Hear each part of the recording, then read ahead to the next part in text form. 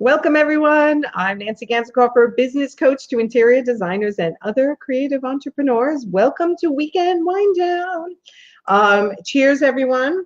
I am actually so excited as people come on. I want to show you the wine I'm drinking, but I'm going to show it to you in a different way. It's very interesting the way this happens. So yeah, Marianne, you can go refresh your screen and share the broadcast. And let me see if, oh, where'd you go?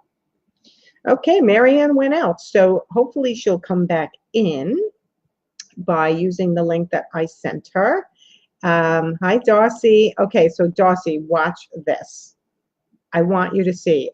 I've never heard of this wine before, and I actually have to take my camera down, and let me open up Facebook just in case Marianne is freaking out that she went off the broadcast because she's supposed to be here with me. Did you ever, there you are, Marianne. You disappeared. So did you ever hear of the wine called 19 Crimes? I don't know if you guys, I got notifications coming up all over the place. So hopefully this is going to work. So watch what I'm going to do. This is called 19 Wines. I'm sorry, 19 Crimes, not 19 Wines. And there's an app. So let me take my camera down. Hold on. We're going to get a little shaky here for a second. Okay, so this is the wine called 19 Crimes. And it has somebody who is a criminal on the front. And what happens is you use your phone as an app. 7 years. Transported for stealing bacon. Banished from my home. Can you guys see that? Wait, it's blurry. Someday, sometime, our eyes shall see the faces kept in memory. Hold on, I'm trying to get it clear. Someday their hands shall clasp our hand. Just over in the morning land. I don't know why it's blurry. It worked perfectly before. I've lived through toil and hardship. Punishment for leading a gang of thieves. Years crazy of stuff as far as I'm concerned. But I've paid my price. So this is the bottle of wine. And this is my phone in front of it with an app that makes the face talk. For the sake of my children, I begged for mercy, but the judge showed me none. That is crazy pants. You're right, Darcy. 7 years. Right? Transported for stealing bacon. She was arrested for transporting bacon. Okay, I got to move it now. Someday. So friends of ours brought that over last weekend when we had a barbecue. I don't know why my dog's going crazy. Maybe my son's home. But it's the coolest thing. And so every single bottle has a different criminal, and you have this app that you can get the criminal's story. Isn't that crazy? Anyway, I was thrilled. If maybe no one else would be. But welcome, Marianne. This is our crazy weekend wind down. I love it. I love the craziness. I love it. So cheers. I know you're, let me turn my volume off on my phone now. Cheers. Cheers. Cheers. And I know you're drinking water, but I appreciate that you put it in a wine glass. I love wine. Don't get me wrong. So I'm so happy to have you here. We only met virtually, I don't know, not too long ago, like literally a week ago, I think, right? Yeah. And, you know, I always tell my clients, collaborations are golden. They're king, right? You want to have collaborations with other coaches, do webinars with them, do Facebook Lives. Part of me feels like I need to check why my dog is going absolutely nuts. But introduce yourself, tell them what you do, and then we'll start our conversation.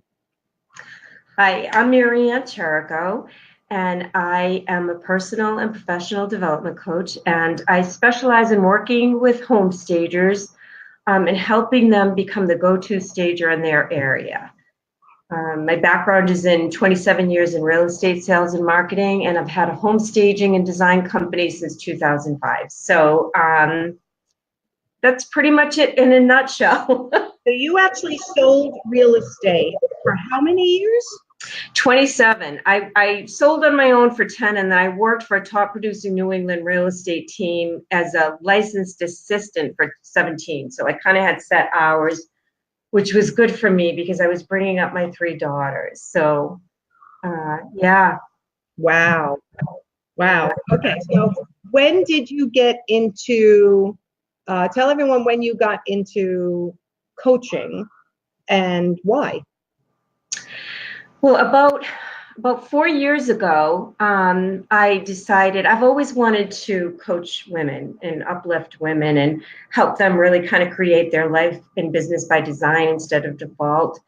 And so I was kind of at a turning point, and I went to Coaches Training Institute in Boston. It's all over the world, but I live outside of Boston. And I studied coaching, and then I started my coaching practice. And it was really about helping empower women to, as I said, create the life that they want by design instead of letting their limiting thoughts and beliefs hold them back from their magnificence. So that's kind of the hard part of it for me. And I do work with business strategies and marketing and stuff like that. But the hard part for me is about, taking women that don't think that they can do something like, create a staging business and, watch them transform. The mindset part is really, I don't care what kind of coach you speak to, what they coach people on. The mindset piece is huge. Like I was talking to one of my clients yesterday, I think it was, and she was like, well, I can't do this in August because, August is a summer month and, no one's going to want to go. And I said, no, that's not true. Do it anyway. That's your limiting belief. And she went, okay, you're right. like, okay, I needed to hear that, right? Because she felt nobody. But in the meantime, you wait a whole extra month to do something that you've been needing to do. And that just puts you 1 month behind in your goals. So get it done, right? I love your attitude. Yeah, get it freaking done. Get it done. There's so many stories around why people don't do what they should do. And I love calling them out on their stories because that's exactly what they are. And, we all have our stories. And I find, and I'm sure you do as a coach, you start calling yourself out. Marianne, come on, really? That's not a good reason. Oh my God, I talk myself out of stuff every single day. You know what? Your mind automatically goes to like, I don't need to go and exercise today. You know what? I didn't eat a lot yesterday, and I won't eat a lot today, right? But in the meantime, it's like just go do the exercise. You are so right. That's oh man, do I think the same way on that? It's crazy. And when it comes to work, it's like, you know what? I can just do that tomorrow. I have a time slot available.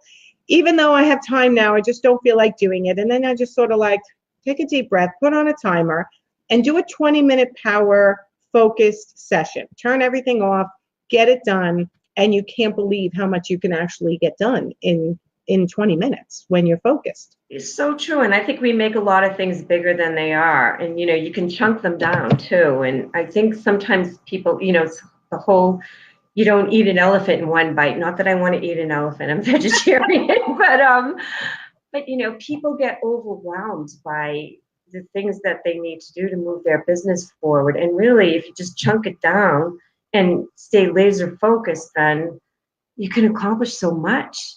It's true. Chunking it down into small steps is so important because it's true. I can dwell on something for 2 weeks. And then when I finally look at it and go, okay, now I have to get it done. And it takes me freaking 6 minutes. And I'm like, I just thought about that for 2 weeks. And it literally took me 6 minutes. Like, what is wrong with me, right? So I've learned over the years to really recognize that. And I do it with stuff around the house as well. If I'm walking from one room to another, something's coming with me. If something's going to take me less than a minute to put away, I'm going to just do it. Mm-hmm. While I am making my coffee, I can literally empty the dishwasher. Did you know you can empty a dishwasher while a Keurig is making coffee? Instead of standing there staring at the coffee coming out of, you could actually be doing something that then isn't facing you at the end of the day. Mm-hmm. And the same with work.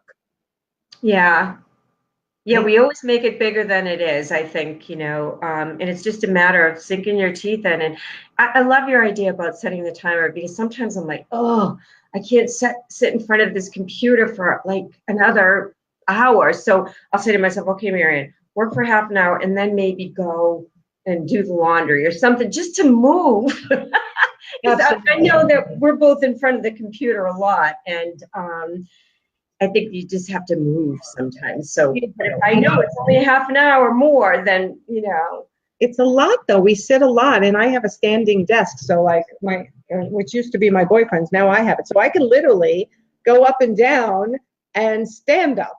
But I have to remind myself to do that, because otherwise I sit all day and then my hips hurt, and it's a whole thing. But you know what? I really want to talk to you about staging, because staging is a whole different animal, but yet at the same time it's not.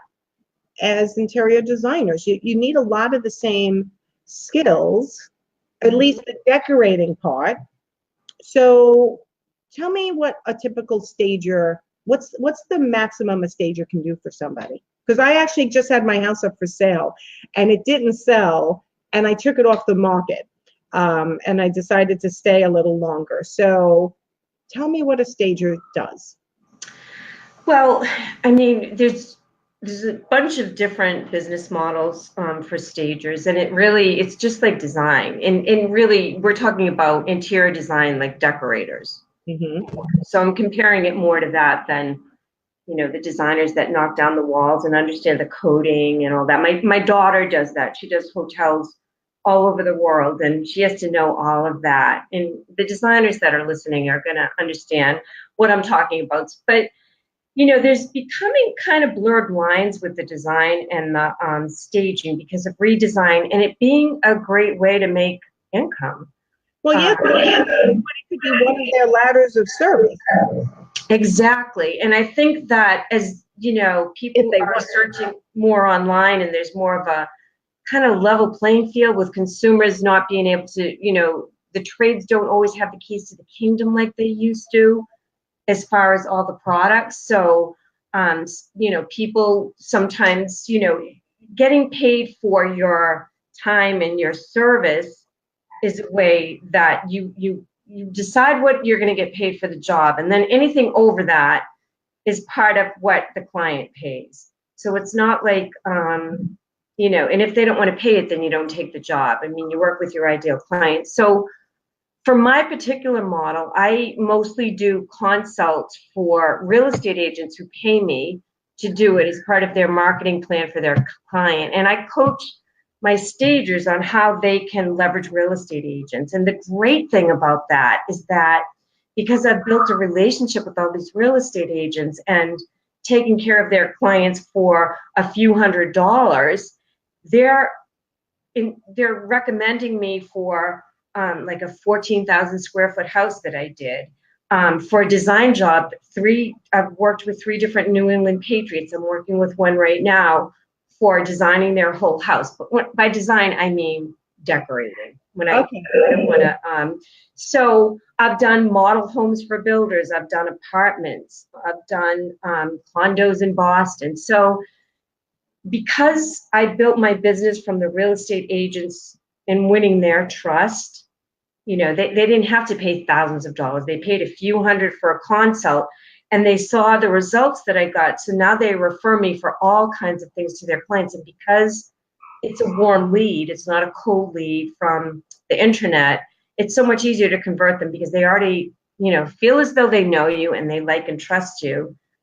So it kind of, the internet marketing, it's great and you want to get out there and be visible and all that, but it's harder to convert a cold lead from the internet into a client than it is a warm lead from a second party endorsement. Does that make sense? It does make sense. And I love the fact, kind of like I was an art framing and accessory consultant to interior designers. This dog is still going crazy. I might have to go check. And I quickly identified that interior designers were my clients, that then I provided a service for their clients. Right. So the interior designers were my repeat clients. And I love the fact that you've identified that real estate agents are really your clients, and you work for, to make it better for their clients to sell their homes. Yeah, and that's why I treat my real estate agents like gold, because they're just the gift that keeps on giving, and they'll refer me to their friends. And There's a trust level. Real estate agents are afraid to recommend people because they're scared to death. They don't get paid till the listing sells. Right. So if I do something to piss off their clients, then they can take the listing away if they want, So I have to remember that I treat their clients like gold, and I treat them, with respect, and I still am very honest with them. And, so I understand that when I'm meeting with their client, I'm a reflection on them. And that's really important. Do they come?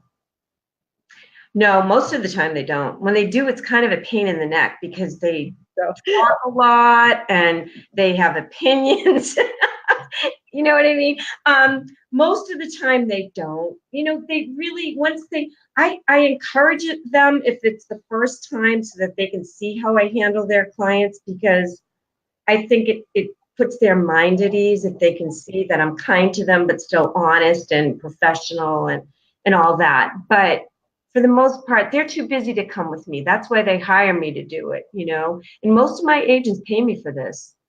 I was going to say, so let's go back to that. So your agents are paying you. Are they passing that through to their client?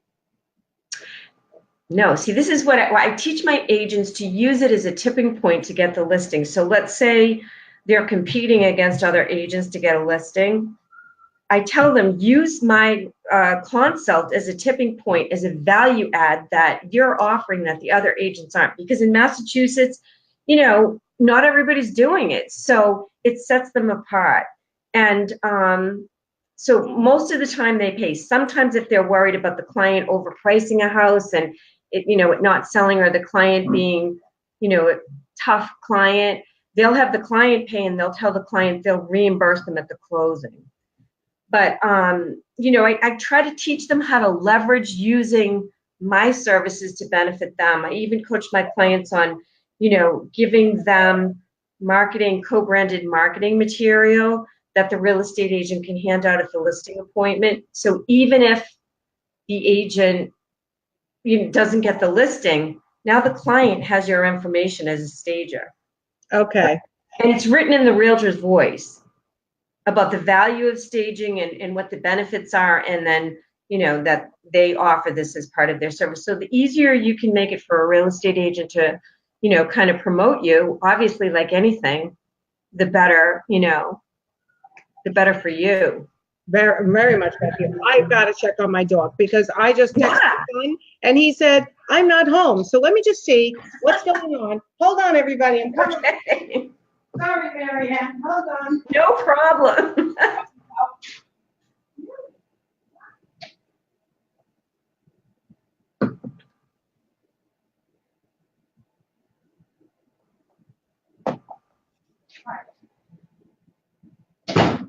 Okay, I figured it out. Oh, good. The landscapers are here. Figures during my broadcast, the landscapers. Of course. The dog is literally going like she doesn't see them every freaking week. She's a little toy Yorkie poo, and she's the yappiest thing. Oh my God, I love her to death, but she's so yappy. So, anyway, so this is something that, so you teach stagers how to create a business model where they are marketing to real estate agents, making real estate agents' job easier to get a listing. And then once they have a listing, sometimes they'll even bring you in at that point. That's part of what I do when I coach. But that's kind of my hook. And one of the things that, I really try to help stagers, first of all, understand the mindset of a real estate agent, because it's different than other business professionals. And what are their hut points? Their hut point, I'll tell you, because this is so important. I just did a webinar on it, is that even the ones that make $500,000 a year have been through periods of time when they weren't being paid, and it scared the living life out of them. And so they want to be able to fill their funnel with listings, because listings are like money in the bank. And buyers can be wishy-washy and disloyal, but once you have a signed listing, typically, if it's priced right, and especially if it's presented well, it's going to sell pretty fast in most markets. Right. So I try to, teach the client that the hot point, everybody as a stager says, sell your house faster and for more money. And that's great. That's what the seller wants, right? But the realtor wants to never go through that 6-month period where they aren't being paid. And if you can say to them, use this as a tipping point to get more listings, use it to brand yourself as the agent that has the best listings. And when sellers come to look for an agent, they look at the pictures of your houses and they want to know why your listings all look better than the next guy, right? So I try to teach my clients, how to really understand real estate agents. And the fact is, unless real estate agents understand what you can do for them, like in any marketing thing, they're not going to want to meet with you for a coffee or whatever.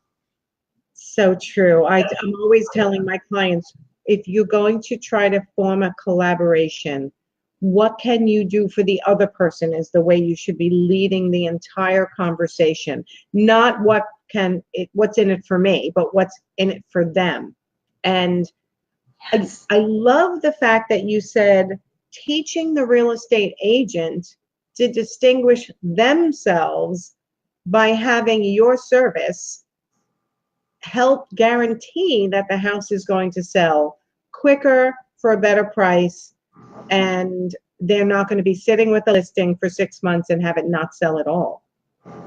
Yeah, and it brands that agent as the one who has the best listings. So even the buyer agents want to show their listings more. So, and there's statistics from the National Association of Realtors that, support staging, and you can use their own statistics to drive the point home. There's also statistics from the Real Estate Staging Association, and I think Audra Slinky, who owns a training company for stagers, HSR, also has her own stats. So, I mean, especially for people like investors want to see the numbers. So that's a different target market. They're different. They're all about crunching the numbers, and if they invest this in staging, that they're going to get this back. Yeah, it's funny that you say that, because after the house didn't sell, because I had it up for too high, I know that. Now, my ego got in the way, and that's typical, right? So I know, but I also I could have told you that, Nancy, but you know what? I live in a freaking big house, and just because other people on this side of town, it's not quite. I don't know. It's one of the biggest houses in town, which is a problem, right? It's a problem that it's the biggest. And we live in a beautiful neighborhood, though. Everybody's house is lovely, but yeah, it's emotional for me. So I priced it too high. The realtor recommended it at that price, but then after a month and a half, he said maybe I did price it too high because he loved the house too.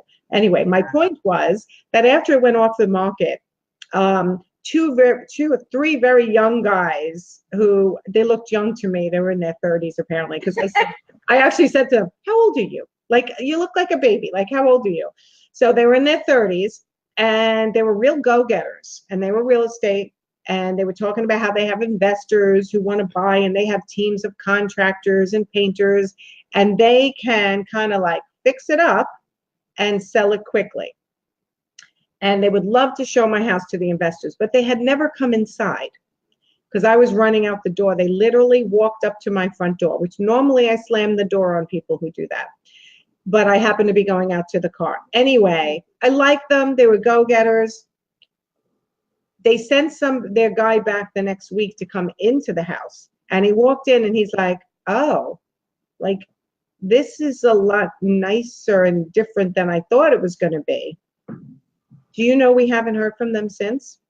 Because they were looking to flip it. Right.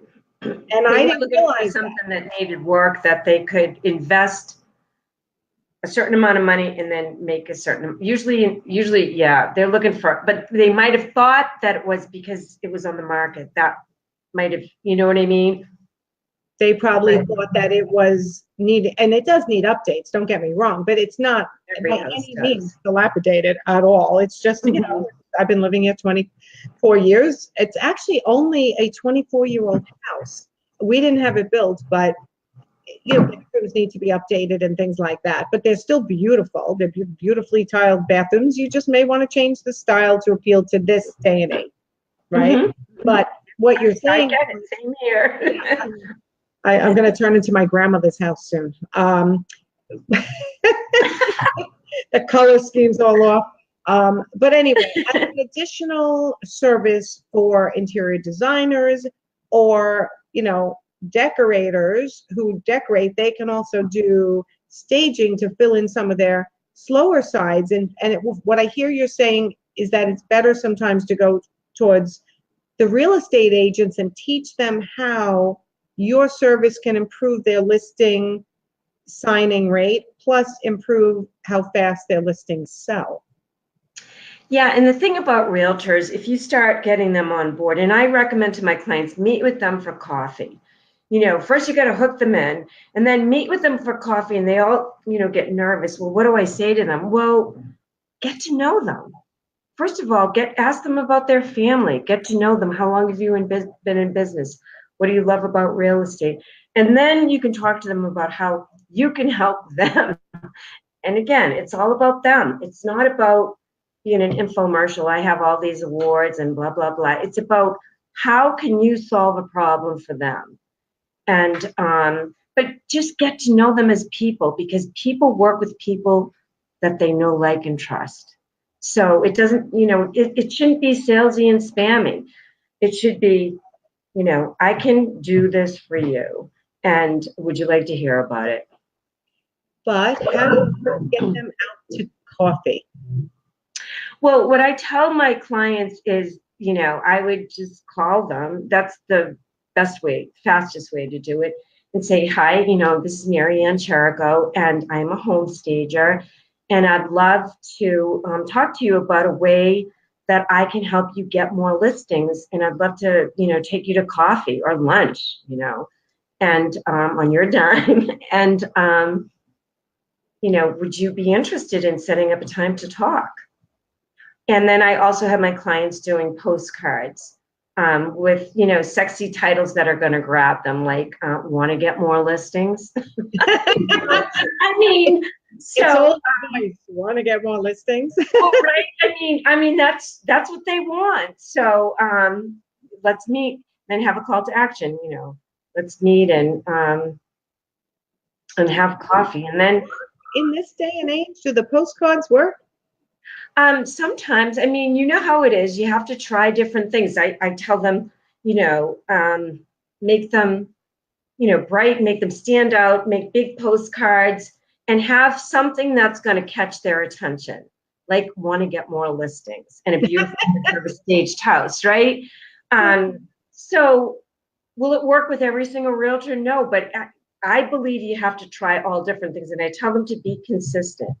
And because the internet's getting so noisy, if you're not finding ways to stand out, then I do think postcards are a great option. Really? Because, the postcards, they can cost a lot of money. Mm-hmm. And I just think, is that still working in this day and age?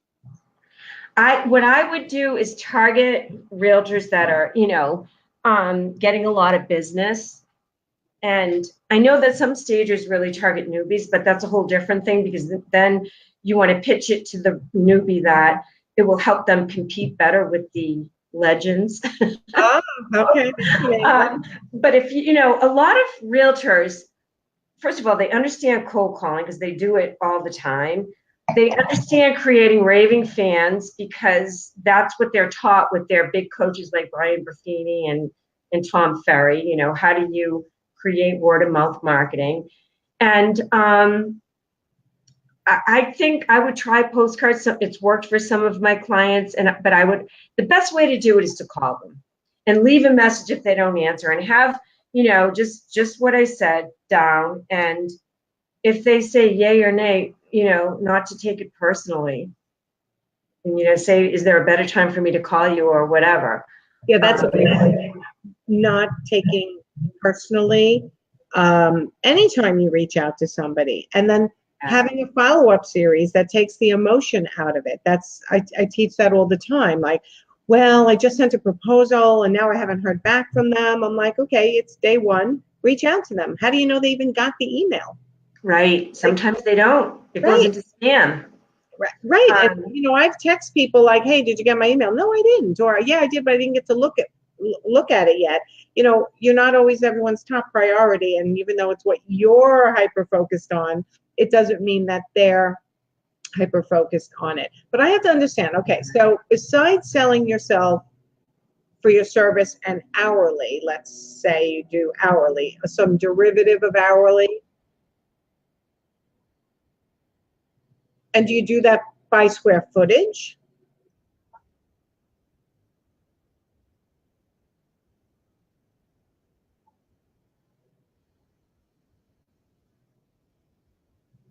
But it's still somehow, oh, what happened? Oh, you went out for a second. You're back. I saw that. Yeah.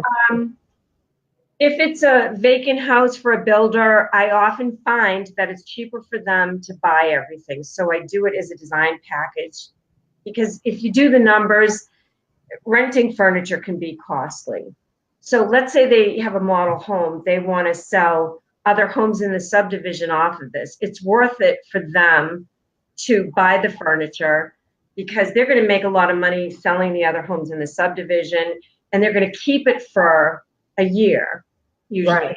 Whereas if it's a resale, we're telling people it'll sell faster and for more money, and that's if it's priced right. But because there's only so many variables, I can't change the market, or the price. I can only change the condition. So if it's priced right, it should sell fast in most markets. I know in Massachusetts things are going pretty fast. So, but what if you go in there? I'm getting a little bit of an echo. If you go in there and the customer, the client, the homeowner doesn't want to do what you're suggesting? Well, here's the thing. My sweet spot is in explaining to people how it's going to benefit them. Again, back to not you should do this, you should do that, blah, blah, blah. This is why it's important. Like I was just at one today and it needed a lot of work. And there were very, very nice people, but I could feel the resistance. And I had asked them to paint the dark woodwork, and because in here, that's what people want. There was a lot of dark woodwork, and this is a good high-end house. And there was, wow, that's going to be so much money, and blah, blah, blah. And I said, exactly what you just said to me is what the buyer's going to think. And whatever it's going to cost you to do it, they're going to triple it because they don't want to deal with the aggravation. Think about the buyer. They're moving into your house. They're taking time off from work and running their kids around, and they move everything. And now they got to move everything out to refinish the floors. They got to paint everything. And they're thinking, oh my gosh, that's going to be so much money. And that means I have to take out more time to meet with contractors. So the least resistance that you can give to that buyer, the higher your return is going to be. So I take the time to explain it. Is it the higher the return? I don't know why I'm getting an echo. Do you hear the echo? I do a little bit. Is it the higher the return? Because am I going to get, like if I paint my deck because it looks old, is it going to give me more money, or is it just going to be more likely that I sell the house? Well, it's kind of both. Here's the thing. It's and it's hard to quantify it scientifically because you'd have to have the same house staged and the same house not staged. It's just that because of my experience of doing this since 2005 and being in the real estate business, I've seen it happen because what happens is buyers buy emotionally, and if they feel as though they have to do a lot of work, they start talking themselves out of buying the house. Or if they do, they put in a lowball offer. Because it's not just how much it's going to cost, it's the time involved for them and the aggravation of meeting with contractors and not knowing what paint color to pick. And, oh my gosh, am I going to have to hire a designer to help me with that now? And why wouldn't I just move into this house that's all done? Like my own daughter bought a house, and it was on the higher end of, I said, Jess, you paid a lot for that house. And but it was turnkey. An investor had bought it and completely did it over. And she had just had a baby that was a preemie. And for her, it was like, it doesn't matter. I just don't have the time to deal with all that stuff. This generation is different. And the millennials are even more want turnkey. It's true. So, you kind of got to give them what they want. The fact that all of us, I'm talking about myself included, have deferred maintenance on certain things, updates and stuff, the buyers don't care about that. They care about them, what's in it for them. So, I've gone to houses and they've said, well, the buyers can do this and they can do that and blah, blah, blah. And so, but there's so much deferred maintenance, and these are high-end houses sometimes too, that they're playing catch up now. So now I got to think, well, where can I, they can't obviously do everything because they won't get it back at this point because they haven't kind of kept up with it. So I have to kind of think, usually it's things like paint, remove all your dated furniture, and sometimes if they only have a certain amount of money, I say, leave that room empty, because my belief, and other stages will fight me on this, but my belief is, why put lipstick on a pig? I mean, if it's old, like I got a call today, somebody has old sponge painted walls, and this is a $1 million house. Ooh. And the seller wants, top dollar for it, and they wanted me to come in and stage it. And I said to the real estate agent, I'm going to be honest with you, the best thing to do is to start with a consult and talk about updating with paint and stuff like that. Because if they have $5,000 to spend, they're better to spend it on that than staging a few rooms. Really? I really believe that. Yeah, because you know what I'm saying? If I'm putting furniture in and it's old dated walls, and the pictures still aren't going to look good, Yeah, I'm thinking about my own room. But yeah, I mean, to do my whole open area, I call it the Brady Bunch house because you walk in, it's all open. I like that though. It would, I think when we got it painted originally, it was like $10,000 to paint this whole open area. I have a big house for this open area with all different color, accent walls. It all works beautifully. We had a designer help with it. I'm sure. Yeah, I thought to myself, I should paint everything beige. Not necessarily. Take everything out. But like, if someone said to me, paint everything beige, and I knew it was going to cost me $10,000, I'd be like, screw that. They're going to come in and paint it whatever color they want anyway. I think there's a misconception that everything has to be painted beige. That's what stagers do. I do believe that you should keep it kind of neutral, because you're casting a wider net. Because I've been in houses where everything is pink or everything is blue, and if you don't like those colors, you're not going to connect, and you're not even going to want to come see the house, right? From the pictures. But although people say that the buyers are going to come in and do it, if you keep it so that it's benign enough, then the buyers will say, okay, but at least I can move in. I might want to change it, but at least I can move in, as opposed to I can't even move in like that. So that's where it really depends, Now, stagers also sometimes provide, if it's an empty space, it's a show house or something, like, not a show house, a sample. Why can't I think of the name right now? When it's in a complex. And a model home, or? Thank you, model home.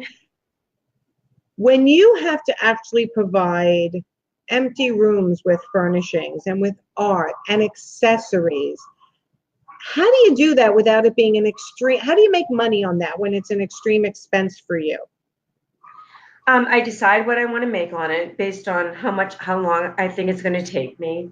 Mm-hmm. And then that's, like I said, not negotiable. And then I add on whatever it's going to cost. Now, if I'm working with a builder, usually they buy everything, I pick it out for them. I have them pay the furniture company directly, and I get them, you're going to love this. They prepay me my fee, and they prepay me anything that I think is going to cost me out of pocket. So for artwork, maybe rugs, all that stuff. So I get everything up front. They should. I mean, I have designers now who I'm coaching. I have about 36 clients at this point, and some of them we're flipping their business model completely upside down, because when they came to me, do you hear this dog? This poor dog's going to have a heart attack. Good thing it's not triggering your dog. I go, if you had a dog, right? Because sometimes I don't. Okay, good. Because otherwise the dogs would be talking to each other. So we're flipping their whole business model around, because they actually go out of pocket first, or do hours first and then bill and expect to get it back. And it is, and I'm like this, like, oh my God, no. Like, get an advance, get a deposit against hours if that's the way you're going to bill, and get 100% of product up front with your markup in there, so that you run a profitable business.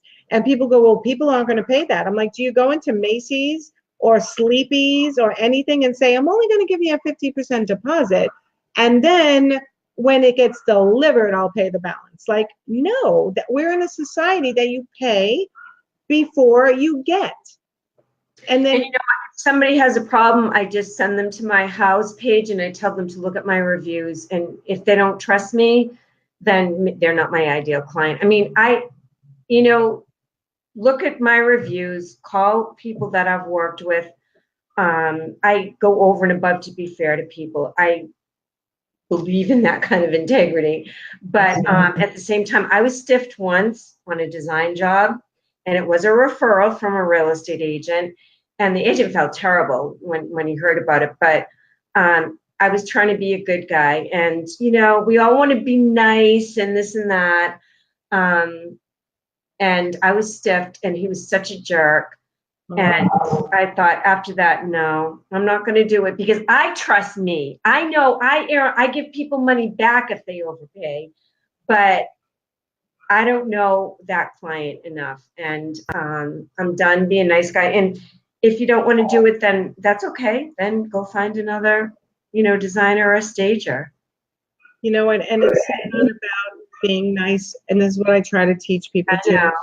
It's not about being nice or not nice. It's being a business owner, right? This is business. This is not personal, and I've told this story before, but there was a time where, as an art consultant, I was using a framer who I mean, personally, great guy, loved his business, but mistakes started happening in his operation that went to him, talked to him again, talked to him 3 times, didn't change. I was losing clients. It was costing me time and money, and mistakes were happening. And I thought, I'm gone. I got to find somebody else. And you end up, when you work with somebody for so long, people do convert it to personal. And again, I understand how that happens, and you have the conversations, but at some point, if you are losing money and possibly clients because of mistakes that are happening by somebody you've hired, or even an employee, it's business. It's not personal. I totally agree. And it took me a long time to get there, because I always never wanted to hurt people's feelings and blah, blah, blah. It is business. And I think women especially, that's why I love coaching women. Women especially, they just want to please so much. And it's a big value that they have, and they don't give themselves the oxygen first. It's true. So. It's true. I want to be liked. I want to take care of people. I want to be perceived as giving. And you know what? You can't be liked by everybody, but it's not that you give up trying. You want to be liked, but it's business. If you're not making money, if you're not getting paid for your service, if you're not standing in your own leadership, in your own ground, and running your business the way you need to. I mean, very rarely would you ever have a man having this conversation. And it's lack of respect. Like if somebody that you're giving business to doesn't treat your clients like gold, they're not respecting you. 100%. You know, and I know that when a realtor recommends me, that they're entrusting me, and I would never disrespect them and, you know, put it in their face. And so if somebody that I'm recommending does that, then no, if you don't take care of my clients, I'll be your biggest fan if you take care of my clients. But if you don't take care of my clients, then bye-bye. Then you're done. And you know what? I have been called a, bitch by a few, not like in jest by friends, like, oh, you're such a bitch when it comes to business. And you know what? I'm like, do you call a really good businessman a bastard? Like, no. And this is one of my pet peeves. It really is. Because I'm not a bitch when it comes to business. I'm just a really good business person. And that's something you should be proud of. Exactly. You know what? You've had the same thing, right? You're good at business. You stand your ground. You're definitive. You're a good decision maker. And people say you're such a bitch when it comes to business. And I'm like, no, I'm really not. I'm just a good leader of my own business. Women feeling small, But I mean, you get that from men and you get that from women, because women are you said it best, we're so used to pleasing all the time that we have trouble being perceived as strong leaders and being definitive. It's like a curse. Well, if I'm definitive, that means I'm not caring. And if it's so not true. I mean, oh my God, I love this. I love this that you say this, because it's women are put into this box of how we're supposed to act. Right. And, I want women to know that it's absolutely okay to stand your ground. And the fact is, if that client doesn't want to do it, you're not your ideal client. And that's okay, because the minute you close that door, somebody great's going to come up, and it always, always happens. But it's about, standing in your power. You're not trying to be a jerk.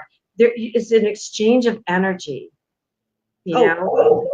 And this whole apologizing all the time, you know what? Like, I have a client now who's their firm made a mistake. It was not malicious. It was not done on purpose. It was not to screw the client. And a lot of the communication is like, I'm so sorry. I'm so sorry. I'm so sorry. I'm like, stop apologizing. Like, you apologized once. Like, I regret that this happened. It was human error. But the fact is that the money is due. It was for work done. And, please remit the payment. And there's this whole struggle to be apologetic, to be kind, to be overly explanatory. I know what you mean. And I'm sure in the past, when I was younger, I did the same thing, because it's a way that you always put everybody else before yourself, and it makes you weak in business. It doesn't put in that subordinate role, where really what I like to teach my clients is you are a peer to your even to your client. You are a peer. Right. You are the expert in this area, and they have hired you for your expertise. That does not mean they pay you, which puts you here. Right. They are not above you because they're paying you. They are really good at what they do, which allows them to have the money to pay you for what you're really good at. Right. And everybody makes mistakes in every business. It's how you handle those mistakes. It's the fact that you call people back. You handle that mistake right away instead of ignoring it. And and people will treat you the way you allow them to. Definitely. And it crosses over in personal as well. Right? Yeah. It does. To me, if it's a no, it's a no. I don't have to be like, well, I really feel like that wouldn't be smart for me to do that. Like, to me, I'd just go, no, like that. No. Really, you're even more blunt than me, Nancy. I'm blunt, but I'm kind. If someone says to me, should I, blah, blah, blah, no. Yeah. Like, no, you're You putting, want the best for them. You want the best for them. you want the best for them. And the fact that, and again, I can't stress this enough, you'd never have a man having this conversation.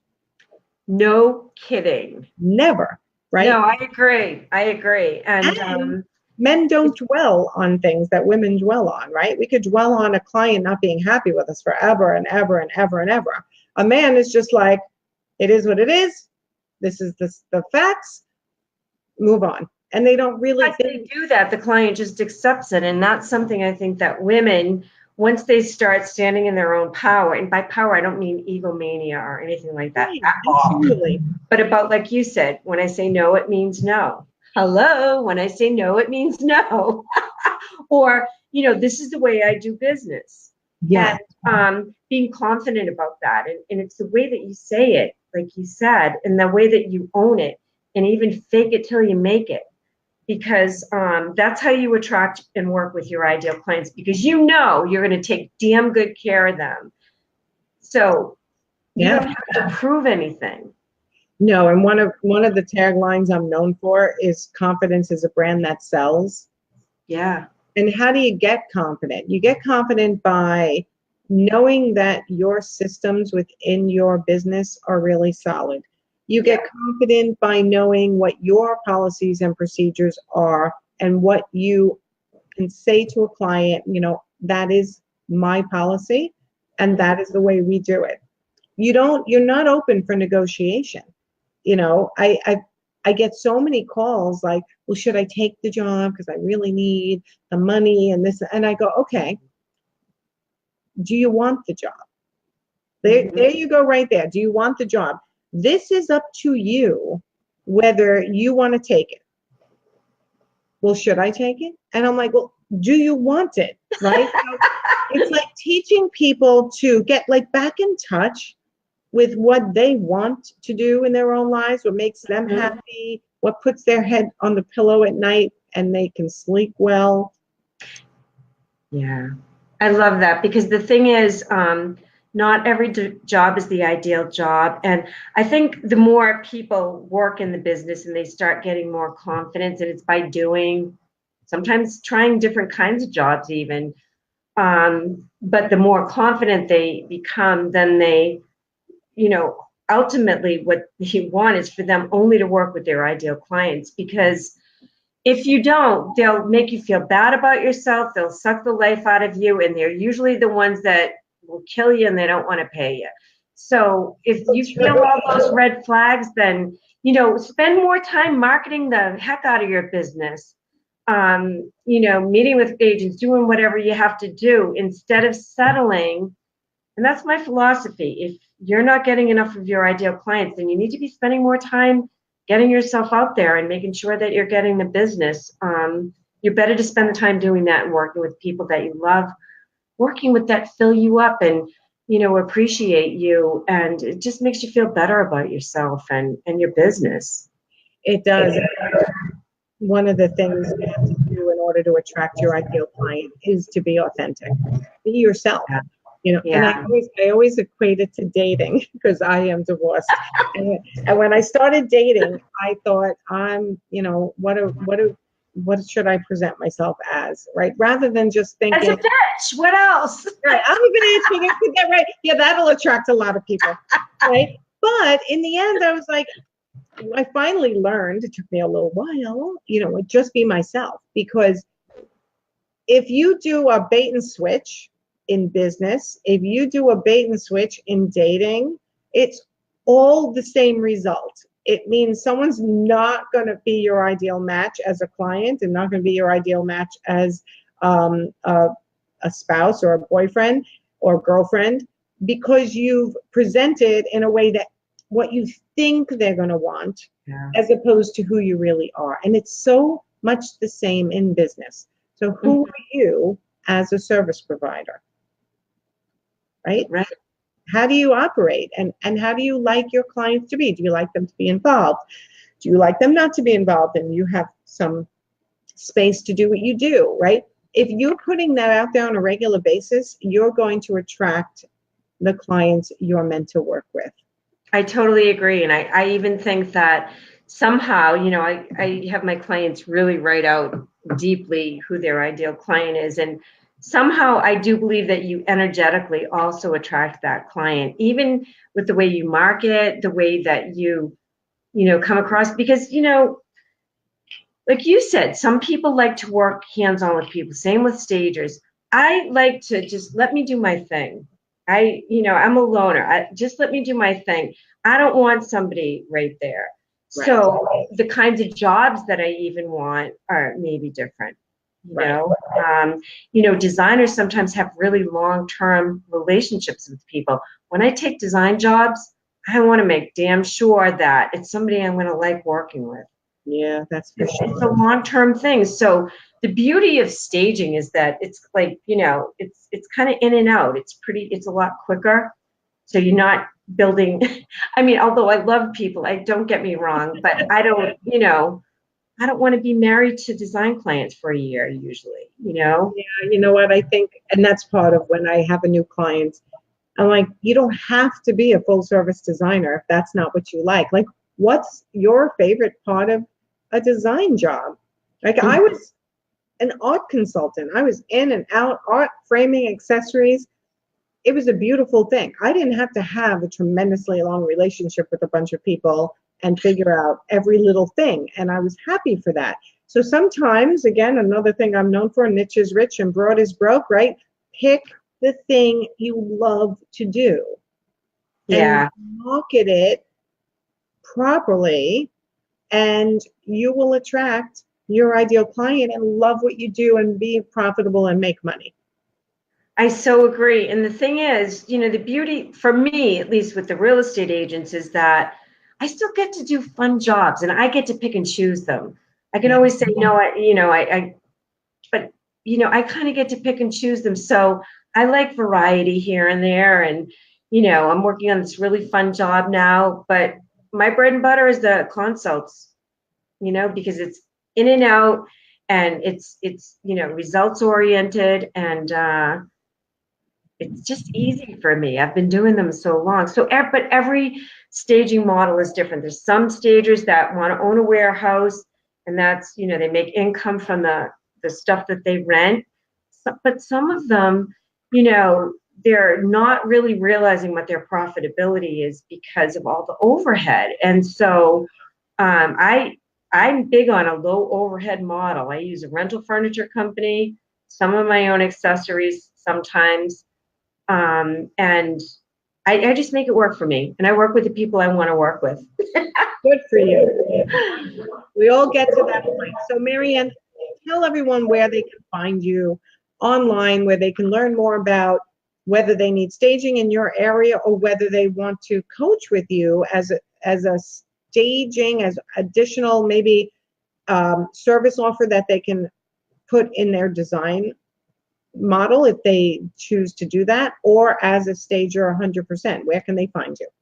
Yeah, so my coaching page is www.coachingbyMarianne, and it's MARIANNE.com. I would love any designers or stagers that want to join me on my private Facebook group. It's for stagers and designers, and it's called Fire Up Your Home Staging Business.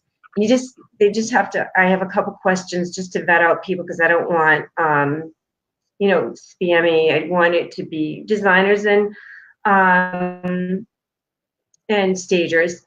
And so it's Fire Up Your Home Staging Group. And yeah, as far as my staging page, this is really bad. I took it down a couple months ago because I was switching hosting platforms. My VA wanted me to switch to HostGator, and I haven't redone it. So you can find my designs and stuff on House under Marianne Cherico. That's where I send customers to right now, because I just haven't spent much time working on my new website. Listen, there's a lot to do as a business all the time. Well, I have loved getting to know you. I have loved having you here. I think we have a lot in common in our mindset and our way of kind of like standing your ground as a woman and creating a business that's smart and profitable and something you enjoy while balancing your life, all things that feel unachievable to some people. And it felt unachievable to me at times in my career and my raising 3 kids. And but now I teach other women how to do it. I also teach other men just how to grow a profitable business.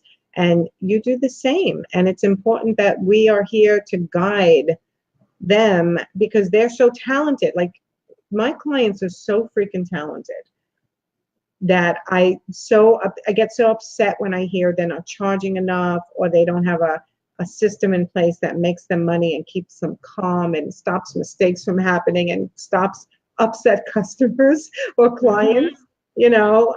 So I have a group too, Actionable Entrepreneurs. I know you're part of it.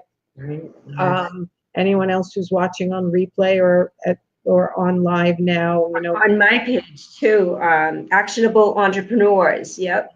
And you can actually go to actionableentrepreneurs.com. I bought the URL, so if you just go to actionableentrepreneurs.com, it takes you to Facebook group, Actionable Entrepreneurs. There's a little tip there. If you have a group and you can buy the URL, it's another way easy for people to get in there. Actually, that's a great idea.